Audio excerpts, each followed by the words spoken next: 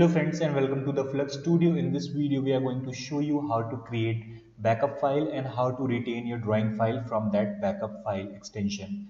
So now to create a backup file, firstly you have to go to the option menu. In this option menu you will be having open and save dialog box. In this dialog box you will be having this file safety and precaution option. In this you can do one thing, minutes between saves. It means what you have to do, firstly check this automatic save box, and after that set the time between two alternatives backup file save. So you can also have 15 minutes or 30 minutes depending upon your memory, computer memory. If your computer memory is less, so I will suggest you to have it as 15 minutes or 30 minutes. So now to have your backup file, there are two options, or there are two ways. One is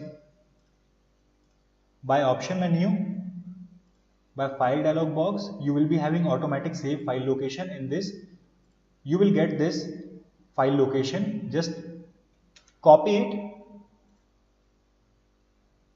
and paste it here and you will get the file location. Like I am having this file location. What I am going to do, I am going to copy it and I am going to paste it here. Now this file extension is .sv$, and if you are not able to see this file extension, you can have it by view tab, and here you can have this option file name extension. You can tick on this and you will be having this file extension name. Just change the file extension name into .dwg. So you will get your